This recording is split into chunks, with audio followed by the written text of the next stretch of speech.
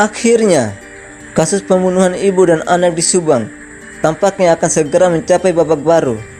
Hal ini terkait petunjuk emas yang sudah dikantongi polisi. Namun sebelum lanjut, bisalah kalian tekan tombol subscribe terlebih dahulu dan tonton videonya sampai habis agar kalian tidak setengah-setengah dalam mendengarkan berita. Oke, kalau sudah, mari kita lanjut. Ahli forensik Kombes Pol Dr. Sumiastri Purwanti mengungkap secara belak-belakan hasil otopsi ulang jenazah ibu dan anak yang merupakan korban pembunuhan di Subang. Seperti yang kita ketahui, otopsi ulang itu dilakukan oleh tim forensik Polres Subang, Polda Jabar, dan Mabes Polri pada Sabtu 2 Oktober 2021.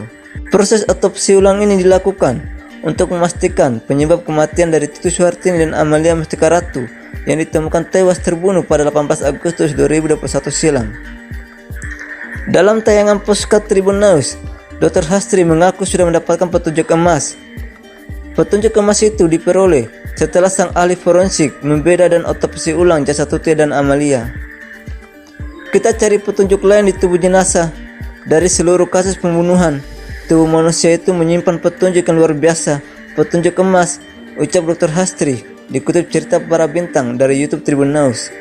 Dr. Hastri menyebutkan, saat otopsi pertama jasad ibu dan anak, yaitu pada tanggal 18 Agustus 2021, dirinya tidak terlibat lantaran sedang bertugas di Jawa Tengah. Meski begitu, Dr. Hastri sudah mengantongi hasil otopsi. Hasil otopsi ini akan menguak waktu, cara, mekanisme, dan penyebab kematian dari Tuti dan Amalia. Untuk kasus Subang itu memang jelas kasus pembunuhan. Otopsi pertama sudah bagus, sudah baik. Saya hanya melengkapi saja dan memastikan juga kalau dari hasil otopsi pertama itu bisa membuktikan waktu kematian, cara kematian, mekanisme kematian, dan sebab kematian, ucap Dr. Hastri. Sementara itu, untuk hasil otopsi ulang jasad Tuti dan Amalia, Dr. Hastri lantas dicocokkan dengan beberapa bukti pemeriksaan lain secara menyeluruh. Pengambilan tubuh jenazah itu kita periksa lagi ke ahli DNA forensik. Kalau memang butuh pemeriksaan sidik jari, ke ahli fingerprint forensik. Kalau dia diracun, kita ke toksikologi forensik, ucap Dr. Hastri.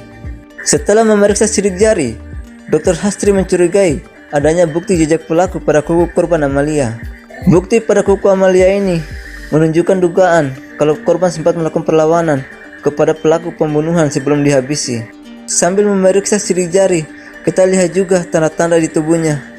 Kalau ada perlawanan, misalnya mencakar, memukul, atau mencubit pelaku, itu terlihat dari epitel yang tertinggal di kuku korban, ucap Dr. Hastri. Jari-jarinya sekalian diambil untuk diperiksa DNA-nya. Itu kita periksa lengkap, tambahnya.